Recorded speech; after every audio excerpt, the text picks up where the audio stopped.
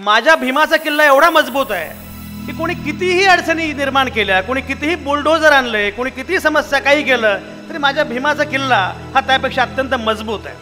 आणि मी नेहमी सांगतो की हा फक्त किल्ला नाही आहे, ही किल्ली पण आहे. कुठली समस्या असो, किल्ले एकच आहे, जय भीम.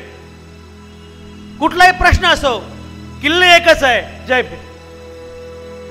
अध्यक्ष महोदय, मी साम टीव्हीचा संपादक होतो काही वर्षांपूर्वी मुंबईमध्ये. गेली 14 वर्षे मी मुंबईमध्ये बसायचो. तर मुंबईमध्ये असताना माझं एका पुस्तकाचं काम सुरू होतं आणि त्या पुस्तकाच्या निमित्तानं मी डॉक्टर बाबासाहेब आंबेडकरांची अनेक पुस्तकं वाचत होतो.